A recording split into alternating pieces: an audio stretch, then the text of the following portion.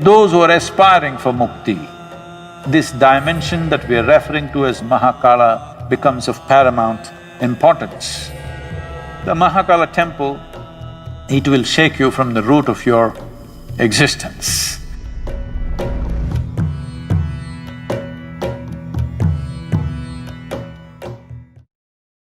Shiva is a god who should not be named, because to name him is to limit and curtail him. At the same time, the sum of his many names also bring out the indescribable mystery of who he is, or indescribable mysteries of what this creation is. Of his various forms, Kala or Mahakala is an important, at the same time a fierce form. As Mahakala, he is the lord of time. As Kala Bhairava, he is the destroyer of time. Kala means time. Time, as you experience it, is only the cyclical movement of physical existence. The earth rotates, it's a day. The moon goes around the earth, that's a month. The earth goes around the sun, that's a year. Everything that you know as time, including your watch, is all about cycles. Everything that's physical is cyclical in nature. From atomic to cosmic, everything that's physical is naturally cyclical in nature. And because of your physical existence, because of your involvement with the physical nature of who you are, you have a sense of time. As you sit here, because you have a body, it is keeping time. If you become free from the cyclical moment of life, then we say you are in mukti or absolute liberation. So those who are aspiring for mukti, those who are seeking absolute liberation, for them this dimension that we are referring to as Mahakala becomes of paramount importance.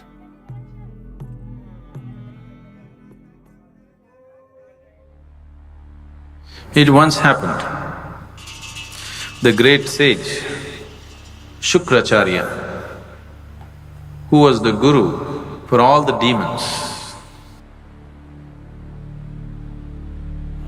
did a tremendous span of austerities in worship of Shiva, and Shiva had to appear. When he appeared, Shukracharya asked for immortality. Then Shiva said, that is not possible. All that is born has to die. Ask for something else. Then Shukracharya said, give me the power of rejuvenation, that any kind of wound, any kind of disease I can rejuvenate, give me that power. Shiva, being the ultimate healer, the master of all herbs and medicines, gave Shukracharya the Sanjeevani mantra, the mantra for rejuvenating people from any kind of disease or any kind of wound or injury. Once Shukracharya had this Sanjeevani mantra, the demons became excessively bold and they waged battle after battle. All the demons who fall down in the battle with any kind of grievous wound, Shukracharya just revives them with the Sanjeevani mantra.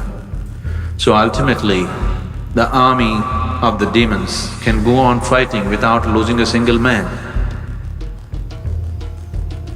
The gods got very alarmed and they felt this is a very unfair battle because how much ever you fight, they don't die, but we die.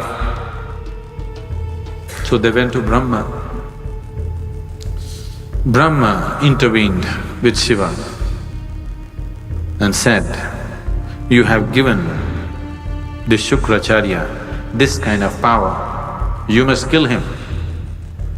Otherwise, there will be a complete imbalance in the world. The demons have an unfair advantage over the gods." Then Shiva said, "There is no need to kill him, I will contain him." Then the battle between the devas and the demons was going on.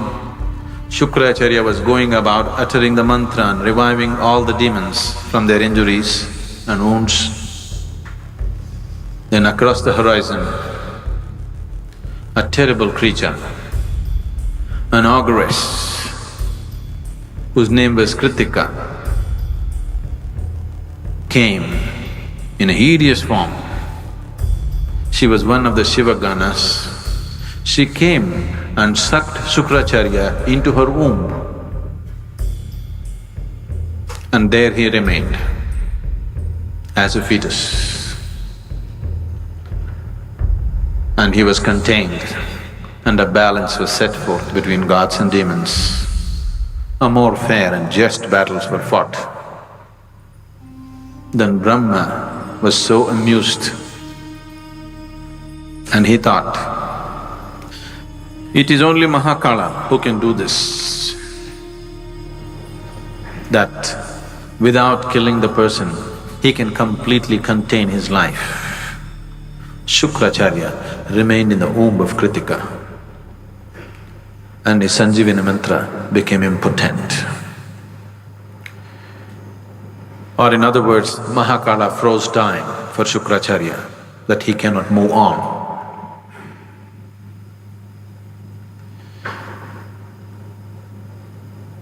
When we talk about transcendence, when we talk about spirituality, yoga, we are seeing how to go beyond the limitations of time and space. Because time and space belongs to the physical plane of the existence. Once you aspire to be spiritual, what it means is you're aspiring to be something more than the physical.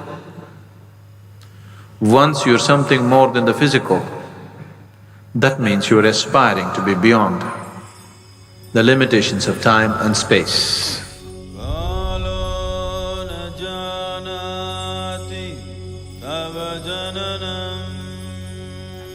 The Mahakala temple, the linga that is consecrated there, is of phenomenal nature. It will shake you from the root of your existence. It is really an incredible consecration. It is just done for this purpose, that in some way it dissolves you. One must be ready to go into this temple properly because it's of a tremendous power and it is not for the faint-hearted. It shakes you from inside.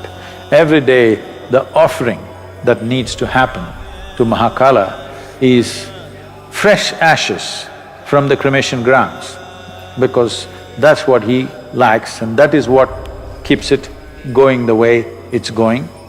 Unfortunately, I heard that we're getting so bloody civilized. Now it seems because some activists protested, they are not using the ashes from the cremation ground, they're just using cow dung or bullshit. Unfortunately, this is not just a cultural thing, there is a science to it. If we bring ashes from the cremation ground and some other ash, I can show you what is the difference between the two. Experientially, it's a phenomenal difference. And it's very, very important that this process is continued because that is the nature of Mahakala. The very presence of what this Mahakala Rupa is, when you go there, everything is gone, everything is burnt into ashes. That means you become free from the physical. It propels you towards your ultimate liberation. You want to do that gently, we have everything here. You want to do it in a boom way, you really want to be pushed hard and you are not faint-hearted, then Mahakala temple is a phenomenal process.